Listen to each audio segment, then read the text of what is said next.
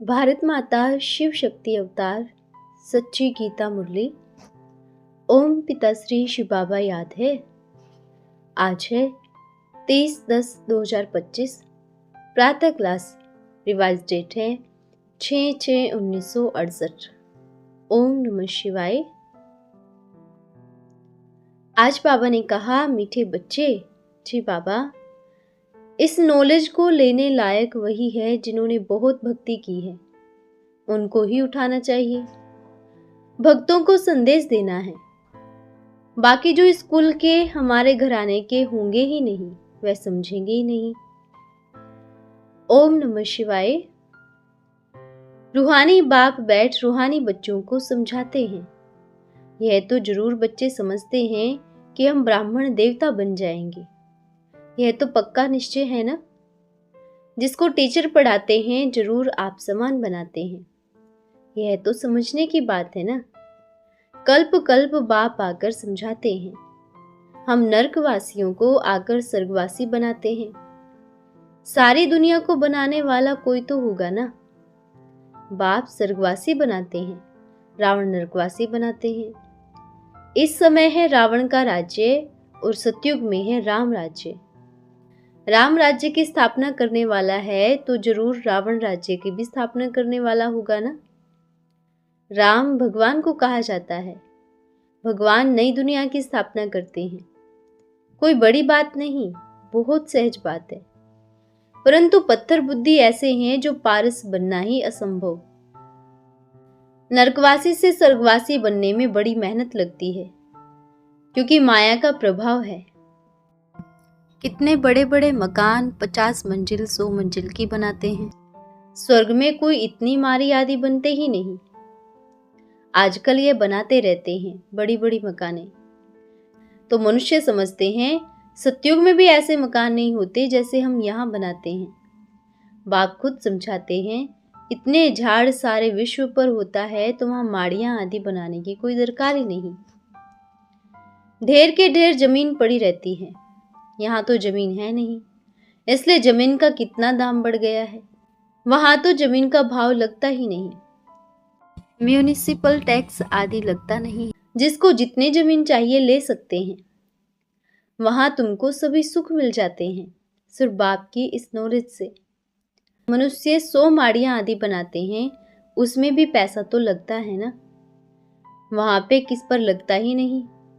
अथाह धन रहता है, पैसे का कदर नहीं। ढेर पैसे होंगे, क्या करेंगे। सोने की, हीरों की, मोतियों की महल बनाते हैं। अभी तुम बच्चों को कितनी समझ मिली है। समझ और बेसमझ की ही बात है। सतो और तमो प्रधान बुद्धि।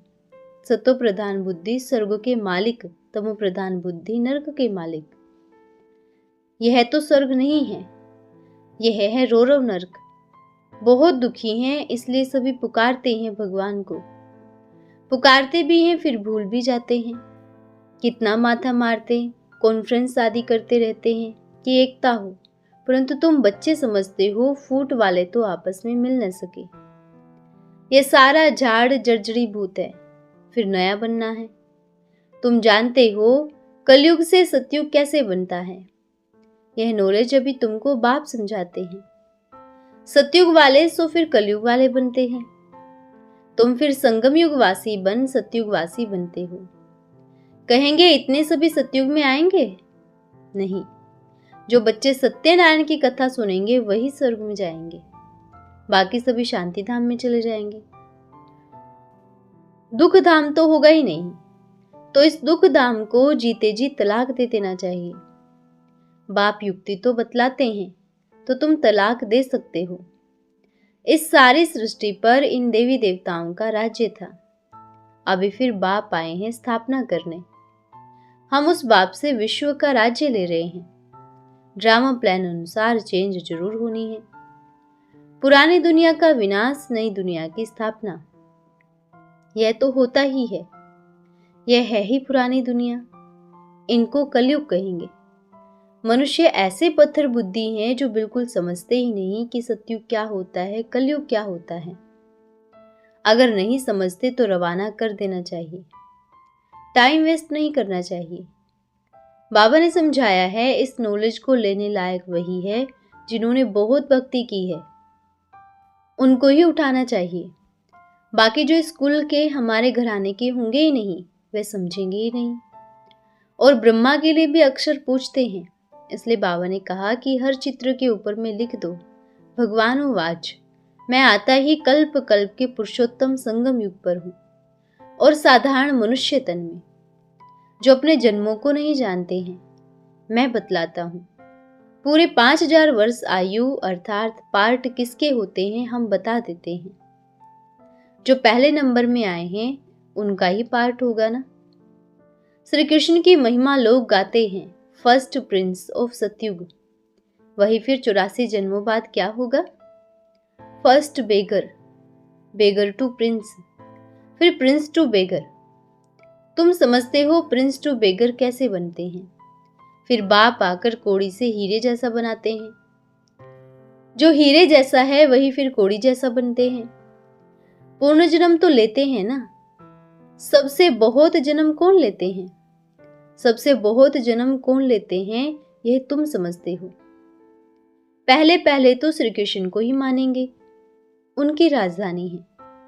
बहुत जन्म भी उनके होंगे, यह तो बहुत सहज बात है। परंतु मनुष्य पत्थर बुद्धि होने के कारण इन बातों पर ध्यान नहीं देते हैं। बाप समझाते हैं तो वंडर खाते हैं। बाप बिल्कुल ठीक बताते हैं, फर्स्ट सो लास्ट। फर्स्ट हीरे जैसा, लास्ट कोड़ी जैसा, फिर हीरे जैसा बनना है, पावन बनना है। इसमें तकलीफ क्या है? सिर्फ लौकिक बाप का जो विष का वर्षा मिलता है वह छूटता है। पारलौकिक बाप उनके लिए ऑर्डिनेंस निकालते हैं। काम महाशत्रु है। तुम पतित किससे बने हो? विकार में जाने से। इसलिए बुलाते भी हैं पतित पावन आओ, क्योंकि बाप तो एवर पारस बुद्धि है, वे कब पत्थर बुद्धि नहीं बनते हैं। कनेक्शन ही उनका और पहले जन्म वाले का हुआ। देवताएं तो बहुत होते हैं, डिटिज्म है ना, परंतु पत्थर बुद्धि कुछ भी समझते नहीं। तमो प्रधान बुद्धि मनुष्य है ना। क्रिश्चियन लोग कहते हैं क्राइस्ट से 3000 वर्ष पहले पैराडाइज था, वह फिर भी पिछाड़ी को आए हैं ना।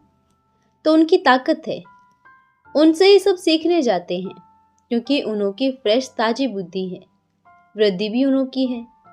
सतो रजो तमो में आते हैं ना। तुम देखते हो सब कुछ विलायत से ही सीखते हैं। यह भी तुम जानते हो सतयुग में महल आदि बनने में कोई टाइम नहीं लगेगा। एक की बुद्धि में आया तो फिर वृद्धि होती जाती है। एक मकान बना तो फिर अनेकानेक बनते जाते हैं। बुद्धि आ जाता है ना। साइंस वालों की बुद्धि से तुम्हारे ऊंच हो जाती है। झट महल बनाते रहेंगे। यहाँ मकान आदि बनाने में 12 मास लग जाते हैं। वहां तो इंजीनियर आदि होशियार होते हैं। वह है ही गोल्डन एज। पत्थर आदि तो होंगे ही नहीं। अभी तुम बैठे हो, ख्याल करते होंगे हम ये पुराना शरीर छोड़ेंगे, फिर अपने घर में जाएंगे। वहां से फिर सतयुग में योग से जन्म लेंगे। बच्चों को खुशी नहीं होती है क्योंकि चिंतन नहीं चलता है।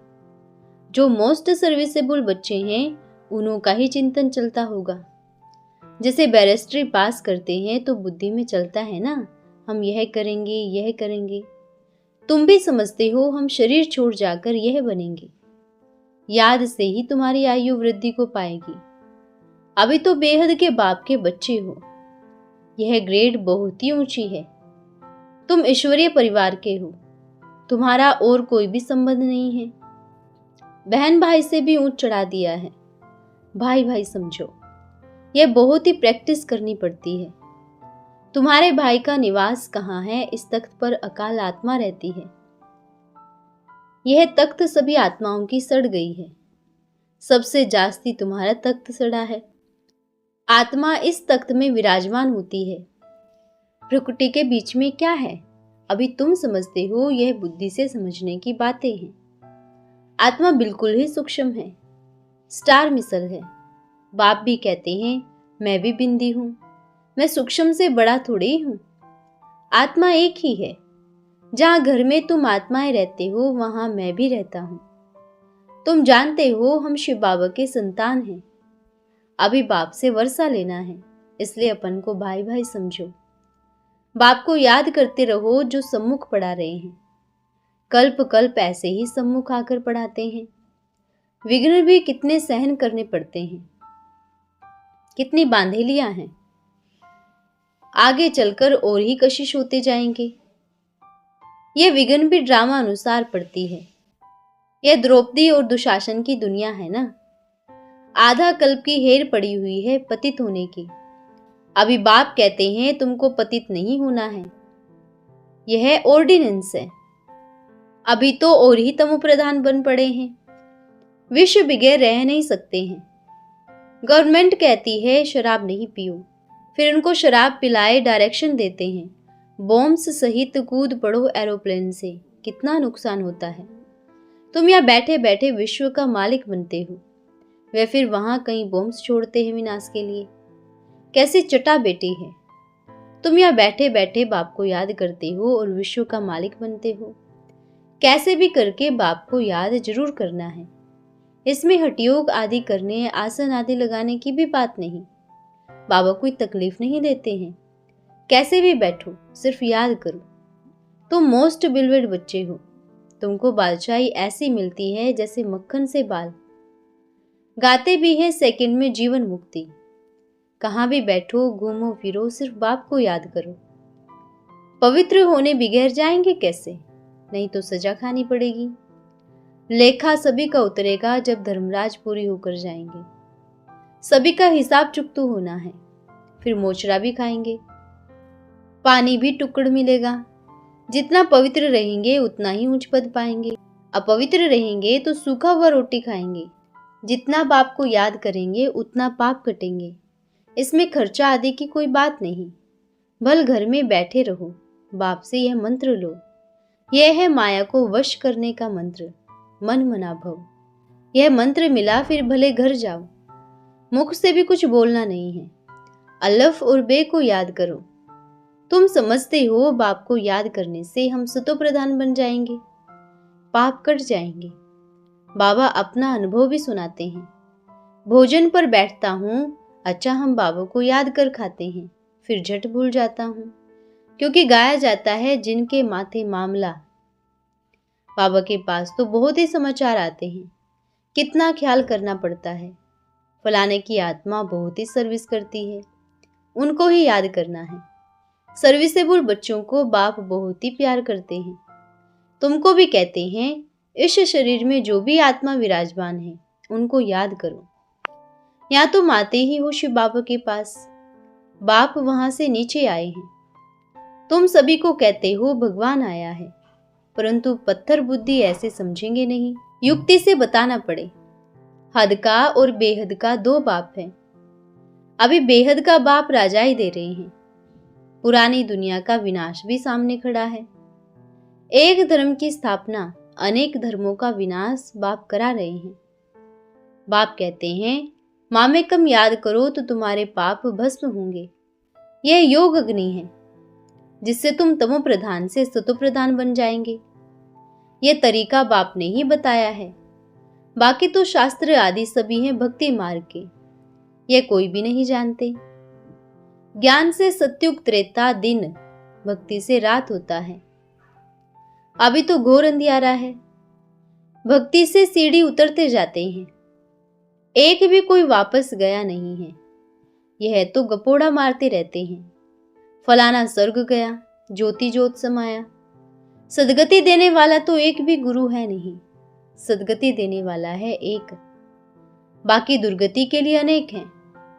कितने तुम्हारे गुरु हैं, फिर एक गुरु छोड़ दूसरा करते, तीसरा करते हैं, मिलता कुछ भी नहीं है। तुम बच्चे जानते हो बाप सभी को गुलगुल बनाकर नैनों पर बिठाकर ले जाते हैं। कौन सी नैन? ज्ञान की। आत्माओं को ले जाते हैं। समझते हो जाना तो जरूर है, उनसे पहले क्यों नहीं बाप से वर्षा लेवें। कमाई भी बहुत भारी है, बाप को भूलने से फिर घाटा भी बहुत है। पक्के व्यापारी बनो, बाप को याद करने से ही आत्मा पवित्र बनेगी। तो बाप कहते हैं मीठे मीठे बच्चों, देही अभिमानी बनो। यह टेव पक्की डालनी पड़े। अपन को आत्मा समझ बाप से पढ़ते रहो। तो बेड़ा पार हो जाएगा। वैशाल्य से शिवालय में चले जाएंगे। चंद्रकांत वेदांत में भी यह कथा है। बोट कैसे चलती है, फिर बीच में उतरते हैं, कोई चीज में दिल लग जाती है, स्टीमर चला जाता है।